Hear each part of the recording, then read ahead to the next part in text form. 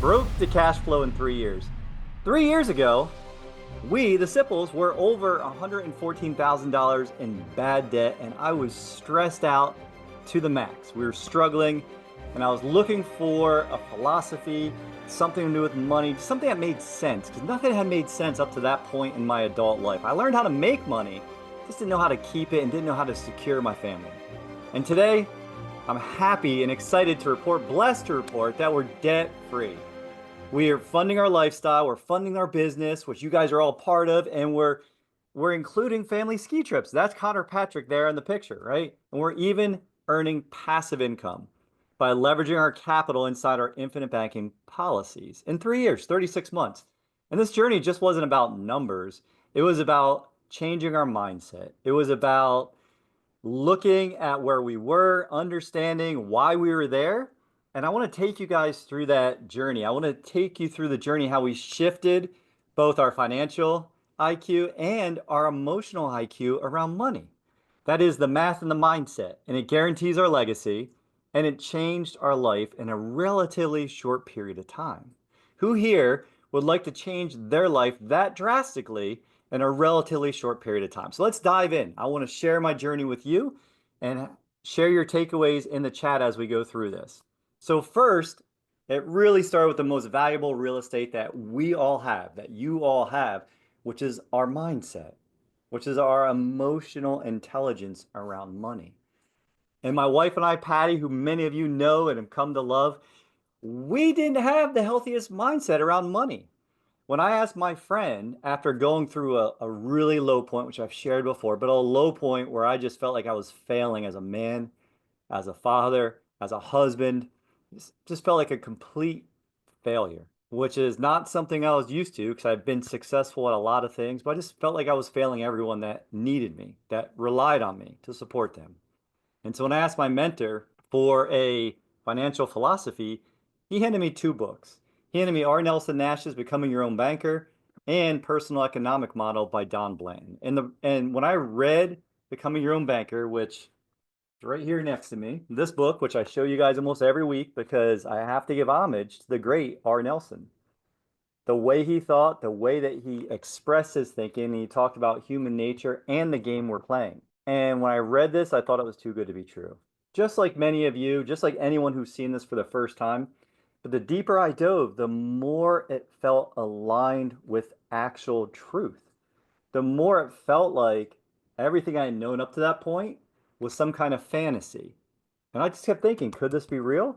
Could the traditional banking system, banks, retirement plans, the idea of accumulating money for later use, none of that ever made sense to me. So I avoided it. I had it over there. And then I asked my wife one day when I went out on this entrepreneurial journey, which is like basically agreeing to have more kids, something that you got to love, nurture, take care of, support. And I asked her because her dream is to go serve more. And she wanted to do that, do mission trips and do other things when we were in our 60s and 70s when we were retired. And I asked her, why wait? We're alive now. When's a better time than now to get started? And when I looked at Nelson's book, when I looked at what was possible for us, we started a money meeting. So I want you guys, if you don't take anything away from this share today, this was the most important thing that we implemented. I looked back through all my notebooks, looked through my Google Calendar. We started our money meeting on 12/22 of 22, 9 a.m. every Tuesday, 9 a.m. every Tuesday. And a friend told me we should start a money meeting because he heard my language, right? Our words make our world. He heard my language around money. And so while he was listening to my language, he kept asking me questions and peeling the onion back to see where all these beliefs and where all these things came from. And he told me, Jason, and I want you guys to say this with me. It's a little fun, it's a little ridiculous. But he said, Jason, you've got to invite money into your house. It's got to feel like this. I love money. You guys say it with me. And money loves me. I love money and money loves me. It's not worshiping money. It's just making money part of our family, part of our life. It is just, like we talk about, a means of exchange. It doesn't have energy unless we give it energy. And we want to keep it in motion. And so when Patty and I sat down for the first money meeting, which was called Money Talks at that time, It was ridiculous. It was literally, hey, baby, how do you feel about money today? What do you mean, how do I feel about money today? How do you feel about money? And you hear her laughing. How do you feel about money? What do you, I don't know. I just thought we should talk about money. It was so awkward. It was so awful. It was literally awful. And every week we'd go, we couldn't even look at each other in the eyes and talk about money. There was that much pain in our marriage around money. And no wonder we were $114,000 in bad debt. And I was making $180,000 a year. How's that possible? How's that possible? And I think a lot of people are going through that same thing because they're not comfortable talking about it. And if you're not comfortable about something, like when you show up someplace and you don't like one person, and like everyone have been talking about that person, and you all pretend that that didn't happen, that person knows. Money is the same. If you're not comfortable with it, it's not going to come to you. But then I can say, looking forward, 2025, this past Tuesday we're talking about how are we going to move our money? How can we help out with her family, some of the stuff she has going on in Ecuador? How can we support our family through the money that we're earning and investing, we're helping more people solve their problems, which is what this mission's about. How can we leave what where we arrived better when we leave, right? How can we make the world a better place? Trying to find a different way to say that. And the transformation has been incredible. Now it's like boom, boom, boom. We're talking about money, and there's no feelings. And sometimes, I'm just letting you know, money, it's not perfect. Money rules will pop up. So, how many of you here have money meetings? Or how many of you here are going to have money meetings after you heard this? This was the catalyst. This was the decision. We picked a date, pick a date pad. We started, and I'll do a whole nother training on what the money meeting looks like, what we talk about, how it is. But it was as simple as that. We just started and we stuck to it every single week, no matter what. No matter what. On vacation, money meeting. In Ecuador, money meeting. Skiing, money meeting. Even if it's over breakfast, it doesn't have to be formal. Just start it. It doesn't have to be perfect. Just start it. Perfect, stupid, right? So this was step one in helping shift our mindset. If you guys are new here, go ahead and subscribe. Make sure that you're smashing the button and ringing the bell to be alerted to new content. And you can schedule a call with me afterwards if if the infinite banking concept is new and you want to learn more. I got free trainings and I can help you guys out. So let's look at the next after the money meeting, right? Progress, focus. I went through this. And our first step in applying IBC was saving. I always talk about the first job that we all need to have, which is making more money than we spend.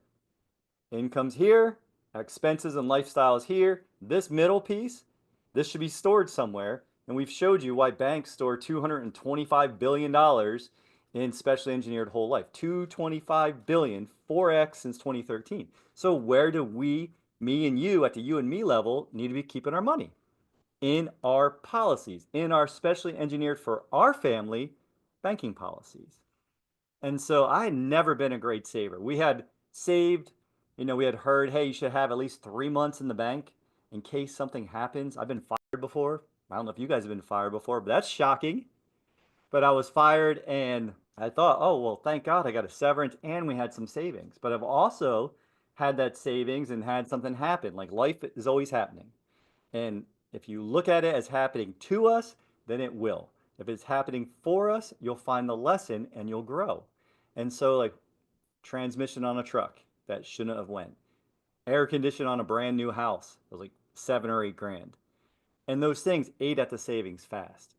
And so that's how we ended up $114,000 in debt, owing everyone else's family. Family of Ford, family of Hyundai, family of water filtration system, family of Bank of America. That's how I like to look at it. Debts, bad debt is owing someone else's family and not loving the Sipples or your family a little bit more. So we saved. We saved for 18 months. And then we had some blessings. We had some money come back to us. I had some money from a qualified plan.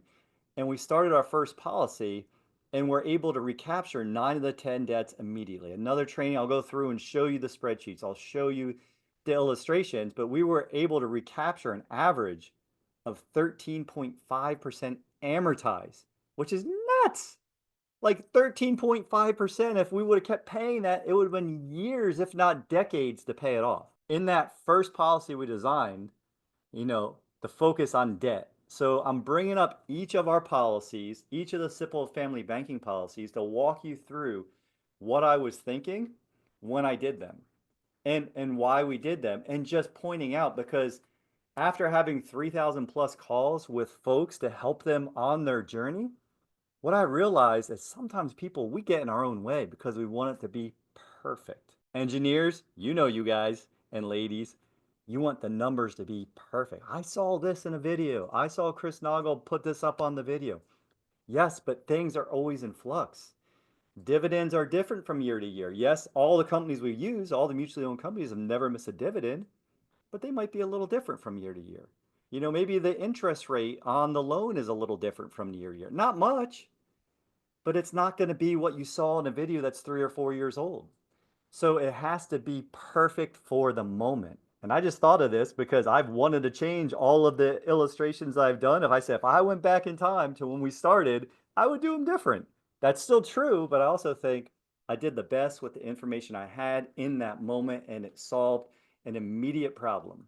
And I always talk about how we solve our immediate problem because it gives us progress. And progress equals what? High fives. It equals happiness. And we tie that to our future. We tie that progress to our big vision. And I knew what the big vision was for us. I knew it was more time freedom, more money freedom, and the ability to do what we want, when we want, with who we want. And that's exciting. And that's what all of you want in some form or fashion. And so our first policy, just to give you more the outline of it, it was 36,000 a year. And it took me 18 months to pay the minimums on all the debts I was trying to pay off and had been out of debt multiple times. So don't hear me telling you this from an expert standpoint. Hear me tell you this from someone who has made all of the mistakes that you can make with money. All of them. So 36,000 annual after saving and some blessings coming in. And then we overfunded it by 60. So that's $96,000 on day one. Now, whether it's $9,600 for you, $960,000, or $96,000, it just meets you where you're at financially. And I could have done this where we started earlier and just put what we were saving in the policy, but I wanted to knock them all out. It felt like what I wanted to do. That was my vision. That was my mission. So for 18 months saved the money, put it into the policy. It was a 70-30 design, meaning I had 70% going towards the paid up additions, 30% to the base for the long-term growth, and the rest, that $60,000 paid up additions rider. I was able to take a $76,000 loan out in the first 30 days. We paid off 9 families. We did a little dance. We paid off Ford. We paid off Hyundai. We had our money meeting and it felt awesome. And guess what? My credit dropped for some reason. Super weird. Paid off all those debts and my credit went backwards. Not really sure why. I think we might have paid late on something for the first time in my whole life, but that's a whole different topic, right? But what we did is we recaptured $2,200 a month. Anybody here? That's it. Daniel put it, transmissions on a semi, 20,000 bucks. You need an opportunity fund. You want, not need, you want an opportunity fund for when these things happen because they will happen. But $2,200 a month paying it back to the Sipple family. Who here wants a $26,400 a year raise that cost $3,700 to have? Anybody? You guys do math different than I do it here in Florida or when I grew up in Jersey, right? 26,000 is definitely more than 3,700. Is that true? Christian O'Mara knows. He's another one of our truck drivers out there. Yeah, it's more. And so now we're trucking along. We're helping more people. We got $2,200 a month. Some months I paid us $4,400 because I helped some more people or things went really well, right? I was happy. Instead of paying 9 bills over the month and Patty taking care of it, I stepped in because she had always done the money for us. I avoided it. I've told you guys this. I avoided all of it. And she likes numbers and spreadsheets and things. And I'm just like, hey, I don't want to do that. I just want to go do the thing, do what I love, get paid for it, and move on. Do the hobbies I like to do, paint, go out and do fun stuff, go do an adventure, go on a cold plunge, do the things. So we're paying ourselves back every month. I don't want to get off topic.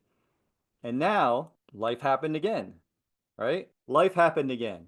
I started to rethink my thinking, which is Nelson Nash's fifth principle. And when I was rethinking my thinking, this is what I thought. I was thinking, okay, now I have because I kept the term on my body, 2.8, $2.9 million in life insurance on my body. My beautiful warrior goddess of a wife had 500K. She does so much for our family. She is the lifeline, the lifeblood of our family. She's stuck with a bunch of men in the house. She's stuck with us. She's taking care of, Mom, I don't feel good. Like all of it. Like she's got all of it. And I thought, oh my God, if she's gonna definitely outlive me, but God forbid she didn't, what would we do? And we had Uncle Sam, and this is where I'm grateful for my uncle, because the first time when I thought about him, I wanted to say some choice words to this uncle, because he's not the cool uncle. But he walks in, he's like, "Psst, Jason, you guys have had this happen to you. I know you have. Hey, Jason, hey, I'm gonna need 27 grand for your taxes last year." And I am avoiding them. Like, I don't want to give Uncle Sam my money without it going through my banking system. Do any of you? Pop an I in the chat if you think you're not paying enough taxes. So I was holding on to that money as long as possible. I'd rather pay a little interest than give it all to Uncle Sam at once, but I saw a solution. So the second policy, we had been putting money aside, right? 25, 30%, putting it aside every month. Been doing that since I've been an entrepreneur, just so we had that fund saving. And then we're recapturing the money from the debt. My plan was to do what? To be an honest banker and pay myself back. Put that money right back in the policy, reduce the simple interest, have the money available again, put it back out to work. I had one other debt that we were focused on paying off, about 40 grand, maybe a little bit more. But at that moment, I said, wait, my family is not as protected as I would like it to be. So in that moment, it became about protection and about getting that pesky uncle out of my hair. So the second policy was, and Patty, as all women will do, I got preferred rating. Patty didn't get preferred, and her policy is more efficient. Why? Because women are better. They are better from every perspective, better energy, better everything. Guys, I'm sorry, it's true. You know it. Search inside. You know that they're better. They create life. They're there to support us. They are the backbone to every leader you see that's a man that's married. The wife is the one that's helping him be successful, telling him he can do it. And so with that, her policy was 40,000 a year with a $40,000 dump in it, and it was a 60-40. It was a Nelson Nash model. We were able to pay off Uncle Sam. We had additional funds in that policy that I just left there for the moment because I didn't have a place to move it. So now it's a glorified savings. Now all that money that I would have paid Uncle Sam is still earning us, 5 to 6% a year. And now we're protected, and Patty was protected almost up to my level because again, she didn't need as much into her policy to have as much death benefit because she's younger and she's better. She's a woman, and that ensured our security. That was a big shift, and this is all within the first year and a half of this 3-year journey. And then from there, the next policy was about fun. My third word this year are patience, empathy, and fun. And during the pandemic, we had gone to Salt Lake City during Christmas time, and everyone except my oldest loved it. It's probably because he skied into a tree at one point. We're trying to get him to come back with us, but we all loved it. They had never seen snow. Any of them had seen snow before. And so the third policy was a combination of having second generation banker in the Sipple family, which is my youngest son, Connor, and was to have fun. And so his policy is not only for his future and the things that he's going to do. At the moment, we're using it to store money, to save money for our vacation. Then we put it on some kind of rewards card. And then I take the loan, pay it off, the card that is, and then pay ourselves back. And that's $10,000 a year is his premium deposit, which put the max amount that you can put on a kid without having additional estate planning principles. And Florida got snow. That's right, Dennis. I saw my peers up in the panhandle literally making snow angels with his infant son, his young son, toddler son, and their dog going crazy. They're all bundled up. I'm like, that doesn't look like Florida. That's crazy. Somebody told me they saw snow on the highway here in Florida, but I don't know. Maybe it was salt. I mean, in Orlando. But now we have his policy for the future, and it's going to be a juggernaut as he gets older, right? This policy, he's got 40% to the base. And I'm going to talk about what I would have done differently later on in this training. So we're going through, you guys follow. So now we're in first banking system, the second banking system, the third banking system of Sipple. We've gone from Main Street to Third Street to Fifth Street. We're just expanding how much we're storing here, how much protection, and then what we're doing with the money. And then we go to the next one where it felt like the moment in the back of the mastermind when I felt like I was failing. And it started with a win. It started with us, with our company, for tax purposes and for protection purposes. We went from being an LLC to being an S Corp. And we backdated it the whole year. And then around Thanksgiving, because we're thankful, Uncle Sam said, you know, and we didn't know if it was going to happen. We kept asking our CPA, do you think we're going to get approved to be an S Corp? We had to submit all the paperwork. She's like, I know I submitted it right. So we didn't know. And then we get the letter from Uncle Sam from the government. We're like, yes, we're an S Corp. And the next day, we get a $40,000 payroll tax bill. 40 grand. We're paying ourselves a total of like $125,000. I'm like, that's ridiculous. That's insane. That's what I thought. That is crazy. And I didn't know how to pay it because we didn't have enough cash value in our three policies to pay that 40 grand immediately. So what I did was I took some of the savings that we've been saving for taxes. I took some of the policy loan from Patty's and I started another policy. I paid the first, actually, that's not totally accurate. I paid the first 20 grand to Uncle Sam in December. I prayed on it. I got really mad. I said some choice words that Chris would say on WTF, Chris Noggle. I'm not cussing on this, but I cussed a lot. And I got down on my knees and I prayed and I said, hey, I need a solution. And I thought about Nelson's becoming your own banker. I thought about how he talked about many 2 a.m., 3 a.m. nights when his granddaughter had cancer, when they didn't even know infants could have cancer. Inflation went crazy and he was way upside down. I felt a little bit like that. I also felt some peace in knowing that I had guidance from a mentor like Nelson. And so I started another policy. And I've showed other entrepreneurs, people that are here, how to do this with their business. Now, this takes a little bit more patience because you're not going to have full access to the money. So if you're setting it aside and you need it for your taxes, but my thought just consistently is this money ever going to make us money again? Is this money going to provide guaranteed growth and guaranteed legacy for our family? And so I also thought about what things are going to look like 10 years from now, right? What's the first rule of all of this? Think long term. And so that's how I was looking to structure this one. The next one, this was 20,000 a year with a $20,000 dump and to pay the second $20,000 tax bill in January of the following year. So that's what I started. And I've done trainings about this one, this whole piece here and why we did it. But I structured this one as a 50-50. So now if you're following, I have a 70-30 for the first one because it was the pay off debt, which is really common with how we design things for the person depending.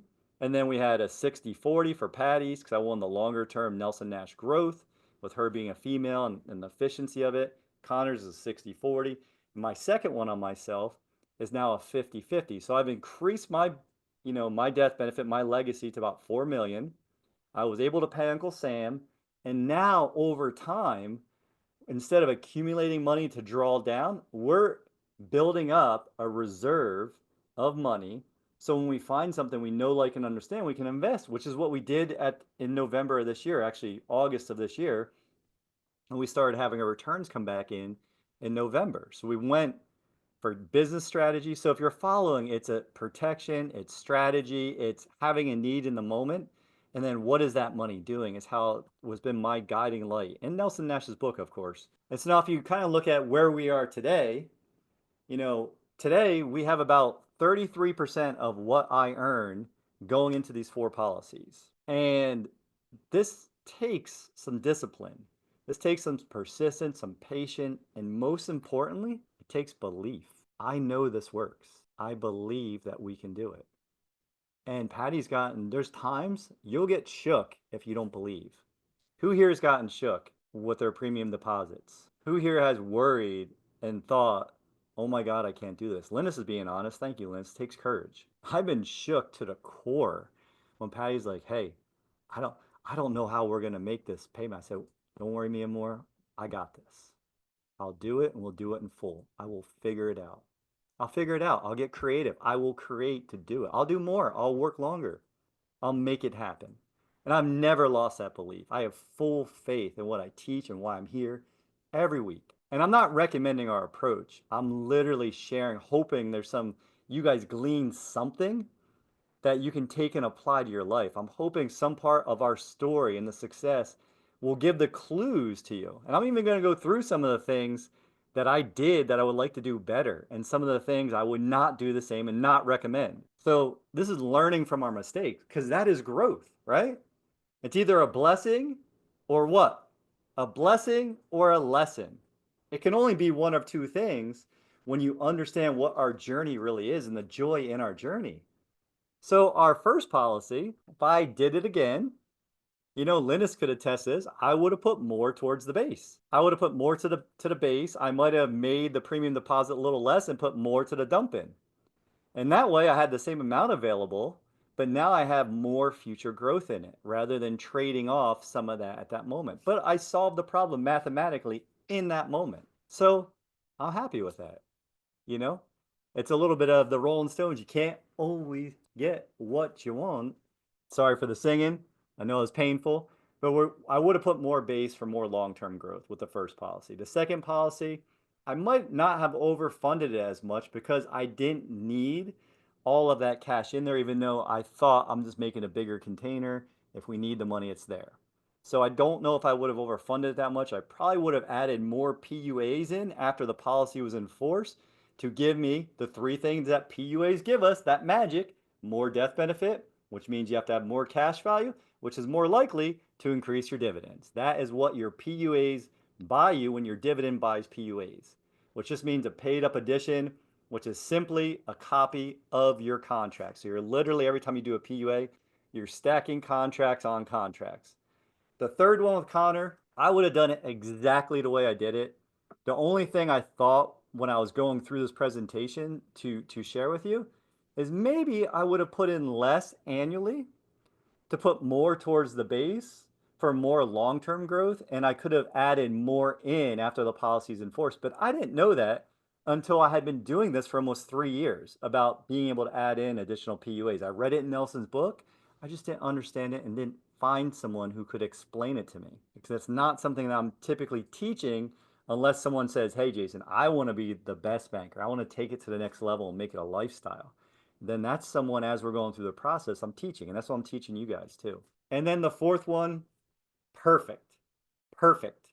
I didn't have access to as much. It won't grow as fast or give me as much cash access in the first couple of years. But I would not change that one at all because I figured it out today. That one gives me the ability to put in an additional $20,000 a year in paid up additions, which is massive growth for the death benefit, for the cash value, for everything else. And that's one of the focuses moving forward. I don't want to open another banking system yet. I want to make these max efficient and then open another banking. The vision, I saw this quote and someone I saw a couple of weeks ago for the first time, and I talked to someone else and shared it with them like, oh yeah, I saw that years ago. And I was like, Warren Buffett says you either learn to have your money work for you while you sleep or you will work till you die. Anybody here want to work till they die? I probably will work till I die, but anybody want to? Like, or do you want to make sure that you have some choice in that matter? And so it all starts back with here, between our ears, a money meeting, a long-term vision, something that's bigger than you, a future that's bigger than your past. You'll never grow old if you have that. And so if you look what I've shared, we've been building our business, this mission of founding fathers, around our life. It has become part of our life. It's completely congruent and it's amazing. And now we're using the policies for business growth. That's that's the easiest way to make money, the first business, right? It's not going and investing and getting a certain return. If you know you can go and hustle and work and make more money to add more value, yes, it takes time to do that. That's typically the easiest way to make money. The second is the investments. Find something you know, like, and understand. Invest and have your money working for you while you sleep.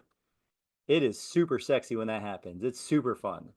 And we're doing that. And now we're helping our family because we've learned a little bit with this new skill. Lots to learn still in investing. I still feel like a newbie, a kindergartner, but I can say for the first time since I read Rich Dad Poor Dad about 7 or 8 years ago, and I thought, I need that in my life. I need to move from this quadrant to that quadrant.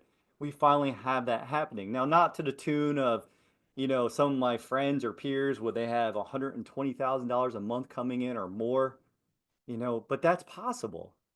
First, we have to believe that's possible. If you don't believe that's possible, it can never happen. Hear that again. If you don't believe it's possible, it'll never happen. It'll never happen. And then you got to stick with your plan.